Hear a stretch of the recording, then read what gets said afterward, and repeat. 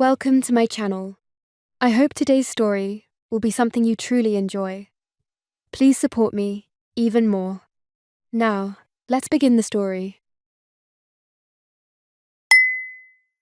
My name is Hannah Carter. I'm 36 years old, and by the time most women my age were building careers, falling in love, or learning how to live for themselves, I had already spent half my life making sure my little brother never felt how hard the world could be. I didn't come to his wedding expecting applause. I didn't need gratitude wrapped in gold paper and pretty speeches. I came because I had earned my seat in that room the hard way. I came as the woman who worked double shifts, skipped college, pawned her jewelry, and lied about being fine, so a scared little boy could grow into a man with a future. So when I stepped into that elegant reception hall, wearing the best dress I could afford and carrying more pride than anyone there could possibly understand, I truly believed I was coming to witness one of the happiest moments of my life. Then I found my seat. The place card was ivory, hand-lettered and expensive enough to look delicate. It sat in front of a crystal glass and polished silverware like it belonged there. I picked it up with a smile already forming on my face. Then I read it. Poor, uneducated sister, my brother's freeloader. For one full second, the room disappeared. Then the laughter started. Not shocked laughter, not nervous laughter. Comfortable laughter. The kind of laughter people share when they believe they're safe being cruel. My fingers went cold around the card. My throat burned. I wanted to put it down, straighten my back, and leave with whatever dignity I had left. But before I could take a step, my brother caught my wrist, stood up so fast his chair scraped across the floor, and said, in a voice that silenced half the room, "Whoever thought humiliating my sister today was funny is about to learn how expensive disrespect can be. Before I tell you what happened next, and why the next morning changed everything, tell me, what time is it where you are, and where are you watching from? I want to know how far this story has reached before I take you any further." The laughter died so abruptly it felt like the entire room had been slapped. My brother was still holding my hand, and for the first time since I had entered that ballroom, I wasn't the embarrassed poor relative standing under rich people's judgment. I was the reason the groom had stopped his own wedding reception cold. Heads turned, forks hovered over plates. The string quartet, tucked in the corner like decoration, had quietly gone still. And across the room, the bride's father slowly rose from his chair with the offended calm of a man who had spent his entire life believing money made him untouchable. That was when I first heard his name spoken aloud by someone at the next table. Mark Whitmore. He didn't rush. Men like him never do. He adjusted the cuff of his jacket, smoothed the front of it, then looked at me the way people look at a stain they think someone else should remove. "Jake," he said, almost amused. "Sit down before you embarrass yourself even more." So that was the second name the room gave me that night. Jake. My little brother. The boy I had raised. The groom whose face had gone hard in a way I had only seen twice in my life. Once when our landlord tried to throw us out in the rain, and once when a teacher mocked my thrift store shoes in front of him when he was 12. "No," Jake said. "You're going to explain why my sister's seat card says freeloader." A few people shifted uncomfortably, but Mark didn't. He even smiled, though there was no warmth in it. "Oh, don't be dramatic. It was a joke. Surely she's used to surviving worse than a joke." That line got a few ugly chuckles from people who had recovered just enough courage to be cruel again. My stomach clenched, but I kept my chin up. I wasn't going to cry for them. Not one tear. A woman in pale silk standing near the sweetheart table whispered, "This is exactly why class matters." I recognized her as the bride's mother before anyone said her name. Patricia, pearls at her throat, ice in her eyes. Jake took one step forward. "Say another word about my sister," he said quietly, "and I promise you this day stops being about your daughter's wedding and starts being about what kind of man you really are." That finally put a crack in the room. Not because everyone suddenly found their conscience, but because they sensed risk. Rich people can tolerate cruelty. What they fear is exposure. Mark's expression sharpened. "Young man, Everything you have now exists because my daughter chose you, because my family opened doors for you. That woman," he pointed at me without even pretending respect, "didn't build you. She held on to you." I felt Jake's fingers tighten around mine. Then he said, louder this time, "My sister fed me before she fed herself. She worked nights so I could finish school. She sold the only necklace our mother left her so I could buy textbooks. If you think that makes her a freeloader, then your definition of value is rotten." The silence that followed was different, heavier, more dangerous. Mark glanced toward the back of the room, and I followed his eyes just in time to see him lift his phone. Not to call security. Not yet. He was calmer than that. Smarter than that. He murmured to someone on the other end, his gaze never leaving Jake. "I want the prenup attorney on standby," he said, "and put a hold on the transfer we discussed. Immediately." Jake heard him. I heard him. And in that instant, the shape of the real threat became clear. This wasn't about one insulting card anymore. This was a man announcing that because his pride had been challenged, he was willing to use his money to punish the future. Jake looked at him without blinking. "Thank you," he said. Mark frowned. "For what?" Jake's voice dropped into something almost frighteningly steady. "For proving who you are in front of everyone. If a wealthy man could erase your tomorrow with one phone call, what would you do? Walk away and save yourself? Or stay and make him regret ever trying?" The bride had been silent until then. Beautiful, frozen and pale under the expensive reception lights, she had looked like someone standing between two worlds and trusting neither one not to collapse. When she finally moved, it wasn't toward her father. It was toward Jake. "Stop," she whispered, but the word cracked in the middle as though it had split under the pressure of all the things she had never said out loud. That was when I learned her name not from gossip, but from Jake's mouth. "Emily," he said softly, still staring at her father. "You need to decide whether this is a wedding or a warning." The room seemed to inhale. Emily Whitmore was not what I had expected when I first met her months earlier. She had the polish of wealth, yes, but not its worst habits. I had seen uncertainty in her from the beginning, the kind that comes from loving someone your family approves of on paper but not in truth. She loved Jake's potential. Her father loved the idea of owning part of it. And in that ballroom, with the place card still in my hand like evidence, Emily looked at me as if she suddenly understood that marrying the man she loved meant finally facing the kind of family she had been born into. Mark's voice sharpened. "Emily, come here." She didn't move. Patricia stepped in, smiling that brittle society smile meant to disguise panic. "Sweetheart, your father is trying to contain an ugly scene. Don't make this harder." Emily swallowed. Then she looked at me again, and what crossed her face was not pity. It was shame. Deep, unmistakable shame. "Did you know?" I asked her, because I needed the truth more than I needed comfort. Her eyes filled immediately. "No," she said. "I swear to you, I didn't know." That should have been enough to soften me. But humiliation has a long echo, and I had spent too many years surviving by distrusting easy tears. Before I could answer, Jake spoke. "Then prove it." Emily flinched like he had struck her. Mark took a step forward. "That's enough. She owes none of you a test." Jake finally let go of my hand and squared himself to the room. "No," he said. "Actually, everyone in here owes my sister an answer. Because all of you laughed before you knew whether she'd survive it." And then the scene shifted in my mind with the strange clarity trauma sometimes gives you. I saw my brother at 8, sitting at our chipped kitchen table, fighting a fever while I pressed cool towels to his forehead before heading to my night shift. I saw him at 14, too proud to admit he needed money for a school trip, pretending he didn't care while I picked up an extra weekend cleaning office bathrooms. I saw him at 17, standing in our apartment doorway, with a scholarship letter in one hand and tears in his eyes, because he knew exactly what it had cost me to get him there. Emily's voice broke through my thoughts. "I know what she did for you," she said. Mark laughed once, cruel and dismissive. "You know the sentimental version." Emily turned to him so fast even he looked startled. "No," she said, and this time there was steel in her voice. "I know the real version.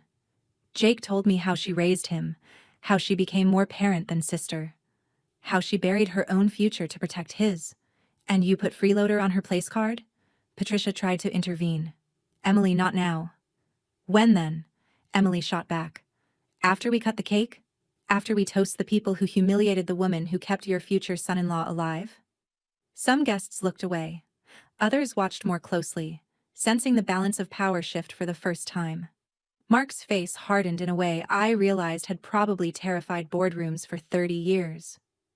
Be careful, he told his daughter. You are emotional right now. Emily gave a short, disbelieving laugh. No, Dad, I'm awake. That landed. You could feel it. Not because it was loud, but because it pierced his image of himself. Men like Mark expect defiance from outsiders. They never expect it from the daughter they raised to obey beautifully. Jake looked at Emily with pain, hope, and disbelief, all at once. Did you know your father planned to control our accounts after the wedding? Emily's head snapped toward Mark. He didn't answer. That was answer enough. Dad? She said again, quieter this time. Mark finally spoke, but the confidence had thinned. It was a legal precaution. Emily stared at him as if some private illusion had just died. You were going to start our marriage with surveillance and punishment? Mark's jaw tightened. I was going to protect you. From what? She demanded. Love? Loyalty? A man who defends his sister? That question rolled through the room like a thrown blade. I could feel the crowd changing, not morally, not all at once, but strategically. People begin to pull back from cruelty the moment it stops looking powerful. I stepped forward then, because for all Jake's courage and Emily's shock, this was still my humiliation, and I would not vanish inside it. Mr. Whitmore, I said, I don't need your approval.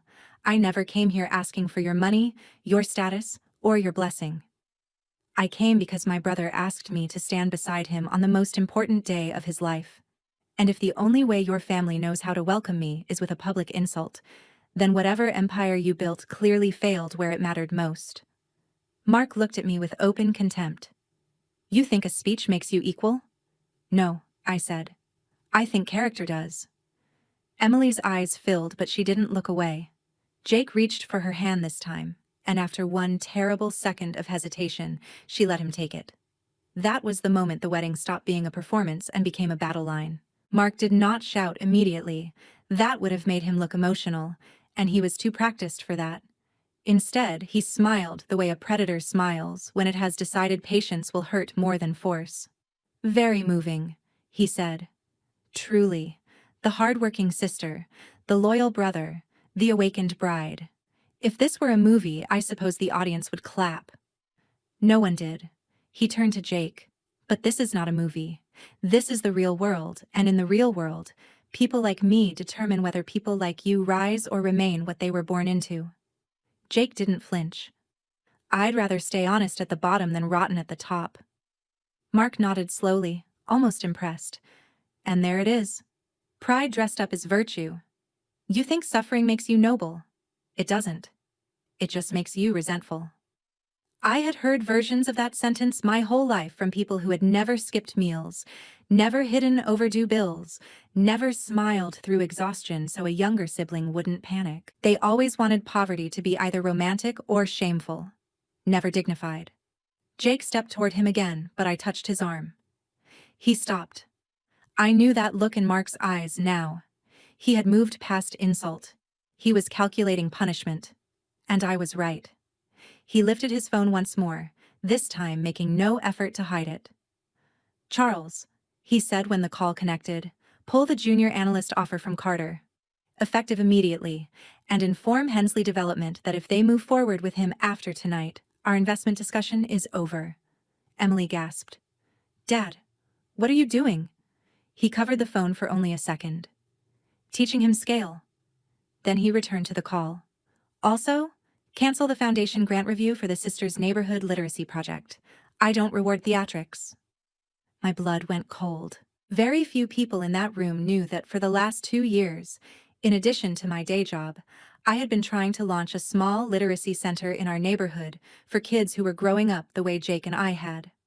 I had applied for 3 grants, One of them, apparently, had passed across one of Mark's invisible desks. He knew. Somehow, he knew. Jake lunged before I could stop him, but two groomsmen caught his arms. "You don't get to touch him," one hissed, not because he cared about Mark, but because rich weddings train people to protect the host before the truth. "Let go of me," Jake said through clenched teeth. Emily stepped directly in front of her father. "Hang up." Mark looked at her as if she were a child interrupting a business call. "Move." She didn't. "Hang up or I walk out of this wedding and I never come back." The room went electric. Patricia turned white. "Emily, don't say things you can't take back." Emily didn't even glance at her mother. Her eyes stayed locked on Mark's. "Try me." For the first time, I saw uncertainty break across his face. Not remorse, not yet, but fear of loss. Real loss. The kind he couldn't buy back with another donation or another country club dinner. He slowly lowered the phone, but the damage had already been done. Jake tore free of the groomsmen and stood breathing hard, one step from either triumph or disaster. "You just proved exactly why she never belonged in this family," Mark said, meaning me. "No," Emily answered. "You just proved why maybe I don't." That sentence landed harder than anything Jake or I had said all evening. It came from the one person Mark had always assumed was an extension of himself, and because it came from her, it exposed the rot in ways public accusation never could. He looked at his daughter as though he barely recognized her. "You are choosing badly." Emily's chin lifted. "No, I'm choosing clearly." Patricia crossed the floor, lowering her voice into the sharp whisper of women who care more about reputation than damage. "Think about the guests. Think about the press photographer. Think about the donors here. Stop this now." Emily turned to the room, and whatever fear remained in her seemed to burn off all at once. "Since everyone is already watching," she said, "then let them watch the truth. My father humiliated the woman who raised the man I love. He tried to control our marriage before it began. And if any of you still think that's class, then maybe all this money has made you morally illiterate." A few guests actually looked ashamed. A few looked offended. A few were already pretending to check their phones, no doubt preparing the polished version of the scandal they would retell later. But the power in the room had changed. Mark felt it. So he did what men like him do when they can't win the room. He withdrew to plan the next attack. "Enjoy your little moral victory," he said coldly. "By tomorrow morning, you'll understand that speeches don't protect you from consequences." Then he walked out.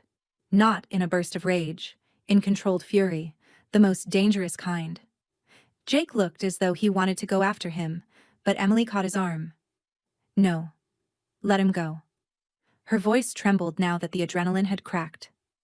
"He'll be worse if he thinks he still has an audience." I looked at the abandoned doorway Mark had disappeared through and felt something colder than fear settle inside me. This was no longer about surviving humiliation. This was war begun by a man who thought money should be able to punish love itself. And I knew in my bones that by morning, he would try to prove it. The wedding did continue, if you can call it that. People still cut the cake. The band still played. Guests still drank champagne and moved through rehearsed joy like actors who had forgotten the script no longer matched the room. But the performance was broken. Every smile after that looked borrowed. Every toast sounded false. Jake and Emily exchanged vows in a voice-shaken ceremony with only a handful of people truly present in spirit. And I stood near the back. Not because I was hiding, but because I wanted them to have one moment that belonged to them, and not to the ugliness Mark had dragged into it. The next morning, at 6:12 a.m., my phone rang. Jake's name flashed across the screen. I answered before the second ring. "He did it," Jake said without preamble. His voice sounded like he hadn't slept. "The job offer is gone." I sat up in bed. "What?" "Hensley sent a polite email at dawn. They've decided to move in another direction." Emily checked with a friend. Her father spoke to one of their investors last night. I closed my eyes. Of course he had. "And the grant?" I asked. There was a pause. "I'm sorry," Jake said. "That too." I didn't speak for a moment. Not because I was surprised. Because there is a special kind of cruelty in attacking the future a person is trying to build for other people. The Literacy Center had never been about me. It had been about children who deserved books before the world taught them shame. "Hannah," Jake said, "say something." I let out a slow breath. "I'm thinking." Emily came on the line then. Her voice was raw. "This is my fault." "No," I said immediately. "This is his choice. He cut off the trust fund this morning," she whispered. "He froze the apartment transfer. He told my mother I can come home alone or not at all." That hurt me more than I expected. Not because I pitied wealth lost, but because I heard the child in her voice, the daughter who had just discovered love could cost her the illusion of home. "Where are you?" I asked. "At Jake's place." "Good. Stay there." An hour later, Emily arrived at my apartment in jeans, no makeup, hair tied back, carrying none of the polish she had worn like armor at the wedding. She looked younger, smaller, more real. Jake came with her, tense and furious, as if anger were the only thing keeping him upright. We sat in my kitchen, the same small kitchen where I had once rationed cereal and canned soup, and for the first time the distance between our worlds narrowed into something honest.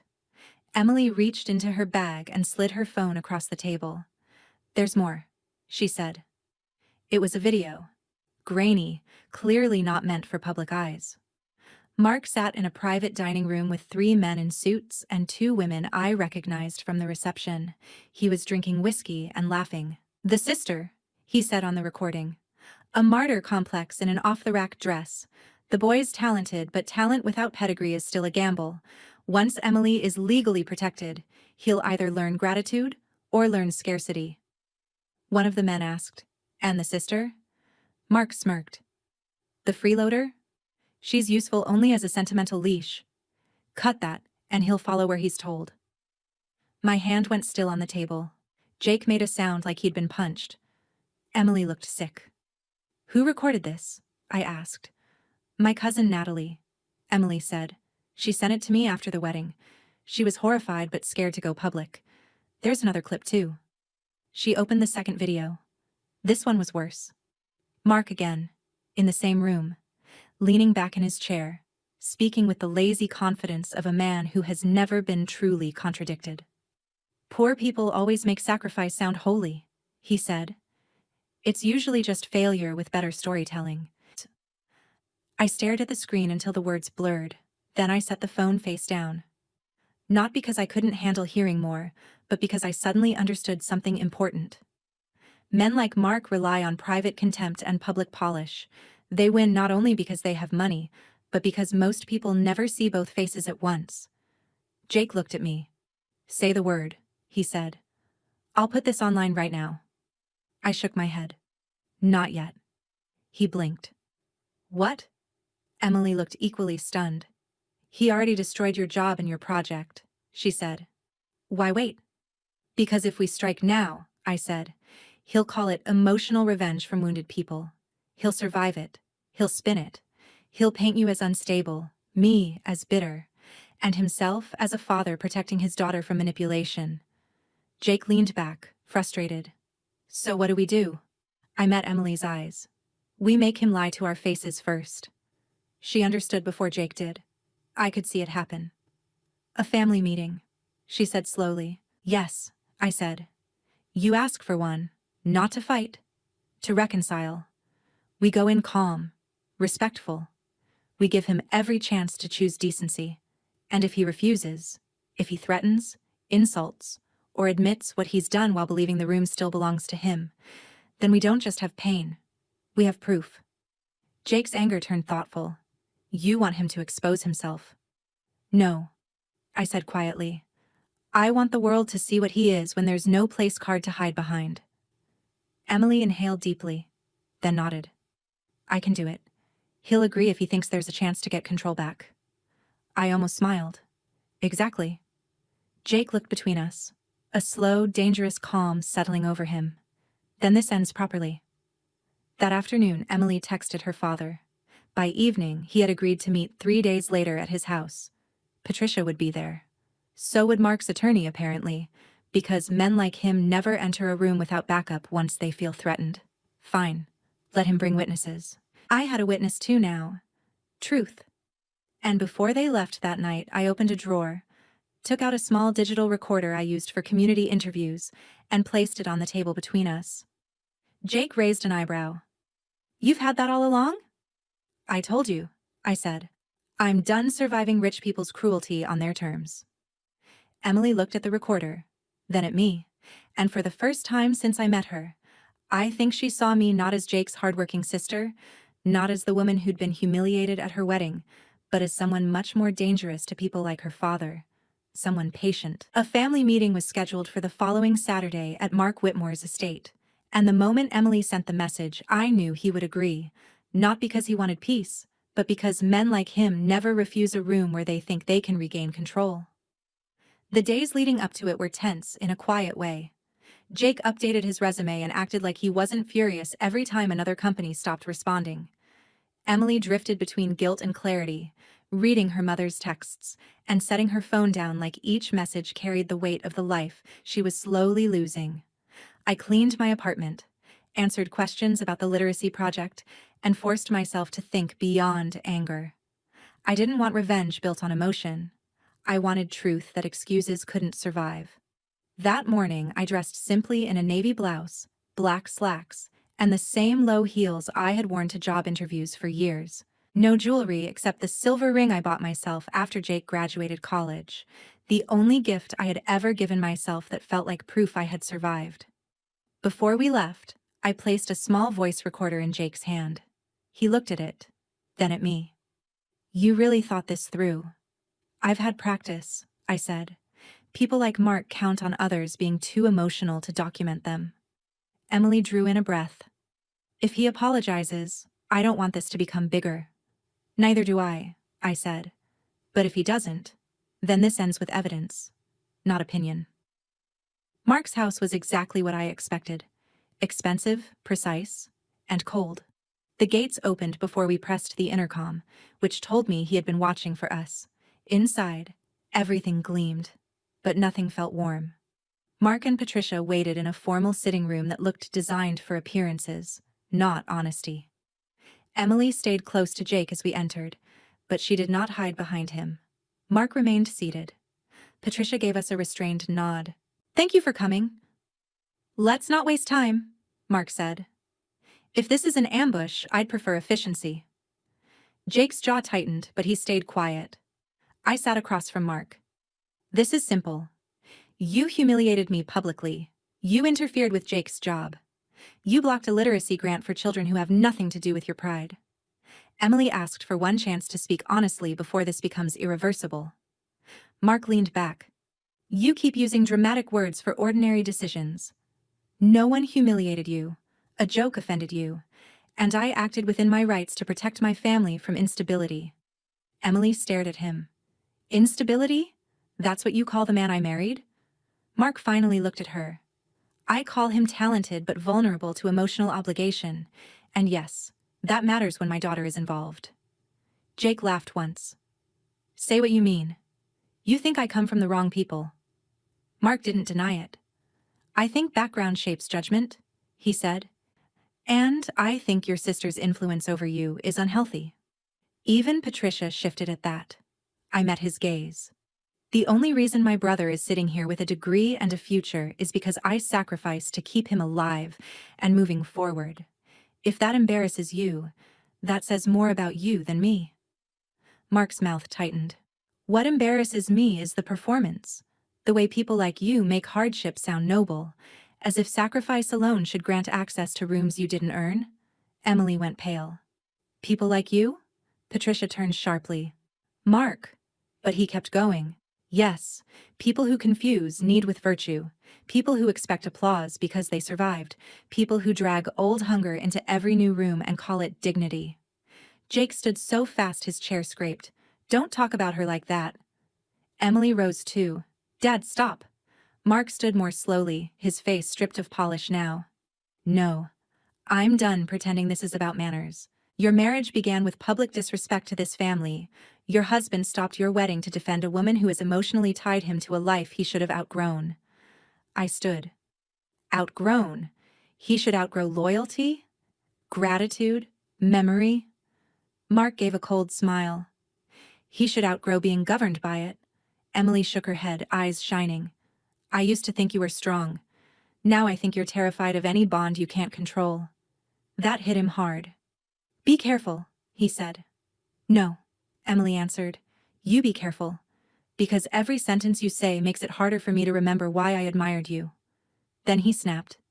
If you walk out of this house siding with them, you do it without my support, without your trust, without the apartment, without access to anything I've built. I will not bankroll disrespect. Patricia closed her eyes like she had heard some version of that threat before. Jake moved toward Emily, but she lifted a hand and stopped him. Her face trembled once, then steadied. Then keep it, she said. Keep the money. Keep the apartment. Keep every polished thing you own. I would rather build a real life with a man who knows how to love than inherit comfort from a father who humiliates people to feel important. The silence afterward was enormous. Patricia whispered, Emily, please. But Emily didn't look away. You didn't embarrass Hannah because she was weak, she said. You embarrassed her because her sacrifice exposes how small your kind of success can be. I reached into my bag, took out my phone, and placed it on the table. Mark frowned. What is that? The part where you learn this room is no longer private. I pressed play. His recorded voice filled the room. Once Emily is legally protected, he'll either learn gratitude or learn scarcity. Patricia stared at him in horror. Then the second clip played. Poor people always make sacrifice sound holy. It's usually just failure with better storytelling. Jake didn't move. Emily didn't cry. They simply let the truth stand there in front of him. He stepped toward me. Where did you get that? That's your concern? I asked. Not what you said? His face drained, then hardened again. You have no idea how badly this can go for all of you. I held his stare. No, Mark. You have no idea how badly it's about to go for you. We left Mark's house without saying another word, because by then the truth no longer needed help from us. In the car, Emily wiped her tears, looked at me, and said, Post it. So I did. I uploaded the place card, the recordings, and a short statement explaining exactly what happened. Mark Whitmore humiliated me at my brother's wedding, used his influence to destroy Jake's job offer, and blocked a literacy grant meant for children, then doubled down when given a private chance to apologize. By the next morning, the story was everywhere. The recordings spread fast. The place card made it worse, because no amount of PR could explain away something so cruel, so deliberate, and so public. Within days, Mark's company announced he was stepping down during an internal review. 2 major partners pulled out of pending deals. A charity board removed him. Investors distanced themselves.